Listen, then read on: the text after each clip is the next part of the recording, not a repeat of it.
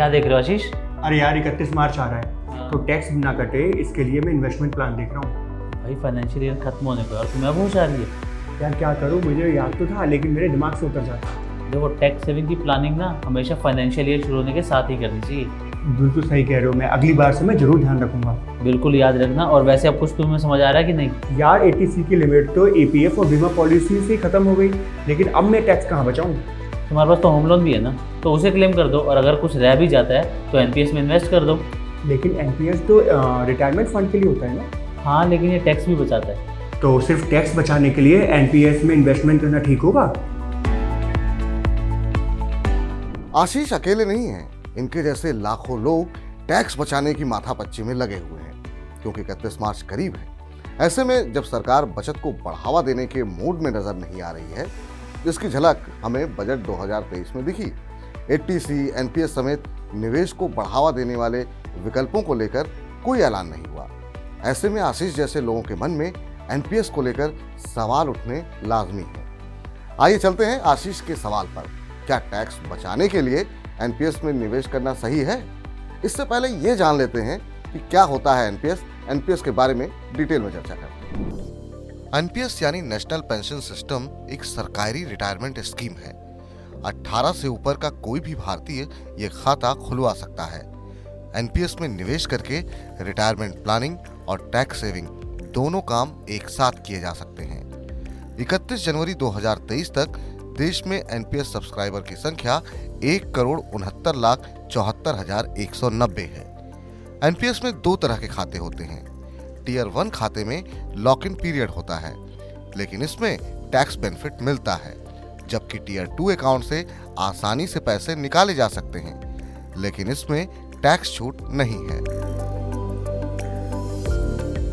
आयकर कानून के सेक्शन 80CCD 1B के तहत NPS में निवेश करने पर 50,000 रुपए की अतिरिक्त डिडक्शन मिलती है।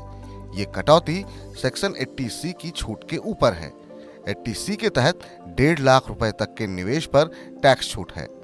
आशीष जैसे कई लोग जिनकी 80C की लिमिट EPF कंट्रीब्यूशन, बीमा पॉलिसी, PPF और बच्चे की ट्यूशन फीस से खत्म हो जाती है, उनके लिए NPS में निवेश करके कुल 2 लाख रुपए की रकम पर टैक्स बचाने का विकल्प खुला है। रिटायरमेंट के वक्त या 60 वर्ष की आयु के बाद NPS में योगदान करने वाला व्यक्ति कुल जमा पैसे का 60% निकाल सकता है। इस पर कोई टैक्स नहीं है। बाकी 40% से एन्युटी यानी पेंशन प्लान खरीदना पड़ता है। ये एन्युटी जब भी आपके हाथ में आती है वो पूरी तरह से टैक्सेबल होती है। बच्चे की पढ़ाई, शादी या घर खरीदने, बीमारी जैसे उद्देश्यों के लिए व्यक्ति अपने कंट्रीब्यूशन का 25% तक आंशिक निकासी कर सकता है। NPS में महंगाई और स्मॉल सेविंग स्कीम को मात देने वाला रिटर्न देने की क्षमता है। इसमें निवेशकों का पैसा इक्विटी, कॉर्पोरेट डेट, सरकारी प्रतिभूति और अल्टरनेटिव इन्वेस्टमेंट फंड में लगता है। एक्टिव चॉइस ऑप्शन चुनकर खुद फैसला कर सकते हैं कि आप किस कैटेगरी में कितना निवेश चाहते हैं। जो लोग उम्र के साथ एसेट एलोकेशन में बदलाव चाहते हैं वो ऑटो चॉइस ऑप्शन के साथ जा सकते हैं। निवेशक अपना पेंशन फंड मैनेजर भी चुन सकते हैं। उदाहरण से समझे NPS के रिटर्न का हिसाब। आशीष की उम्र 30 साल है। वो 60 साल की उम्र में रिटायर होंगे। अगर वो हर महीने NPS में 5,000 रुपए निवेश करते हैं तो 60 साल की उम्र में उनका कुल इन्वेस्टमेंट 18 लाख रुपए होगा। 10% सालाना के अनुमानित रिटर्न से 60 साल पर उनके रिटायरमेंट कॉर्पस में करीब 1,14 लाख रुपए होंगे, जिसमें से 68.3 लाख रुपए उन्हें एकमुश्त टैक्स फ्री मिलेगा।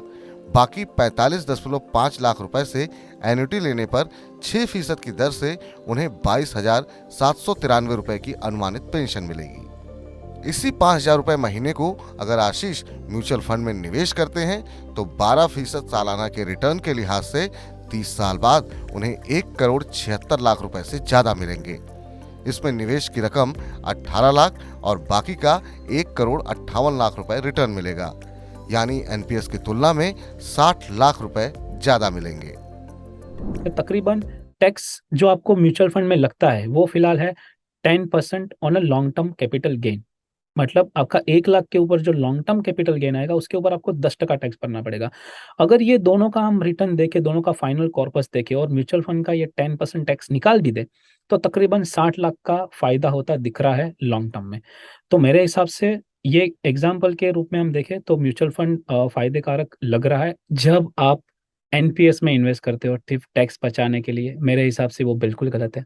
और फॉर दैट मैटर सिर्फ़ एनपीएस ही नहीं, कोई भी इंस्ट्रूमेंट में आप निवेश करते हो, वो ईएलएसएस हो या हेल्थ इंश्योरेंस हो या कोई भी प्रकार का इन्वेस्टमेंट हो, उसको सिर्फ टैक्स बचाने की दृष्टि से नहीं करना चाहिए। आपका ओवरऑल फाइनेंशियल गोल्स देख के, आपका प्रोडक्ट सूटेबिलिटी, आपका रिस्क एपेटाइट देख के, आपका क्या रिस्क प्रोफाइल है वो देख के ही आपको निवेश करना चाहिए। जब भी आप कोई भी फाइनेंशियल प्रोडक्ट में, किसी इन्वेस्टर के लिए शायद इतना सारा लॉक इन नहीं रहना चाहते हैं, वो लोग 60 साल तक अपने फंड्स ब्लॉक नहीं करना चाहते हैं। दूसरा, जो 40% कॉर्पस आ रहा है उसको आपको कंपल्सरी एन्युटी के रूप में लेना है, और ये जो एन्युटी है उसका रिटर्न काफ़ी कम होता है, और ये एन्युटी के रूप में जो रिटर्न आएगा वो भी टैक्सेबल है। 40% वाला रूल भी निकल जाए, जो एन्युटी के तौर पे लेना है या कंपल्सरी उसको एन्युटी लेना पड़ेगा, जिसका फाइनेंशियल डिसिप्लिन इतना नहीं है, जो फाइनेंशियली इतने प्रूडेंस नहीं है, और जो मार्केट की वॉलेटिलिटी से डर जाते हैं, और और उसके वो वॉलेटिलिटी के चक्कर में अपना कॉर्पस तोड़ देते हैं, और जब मार्केट डाउन है, जब अमाउंट विड्रॉ कर लेते हैं, इन लोगों के लिए तो ये बहुत ही फायदेमंद हो सकता है। आशीष का कंफ्यूजन तो दूर हो गया। एनपीएस में निवेश टैक्स भी बचाता है और बुढ़ापे में एक मुश्त पैसा और पेंशन भी देता है।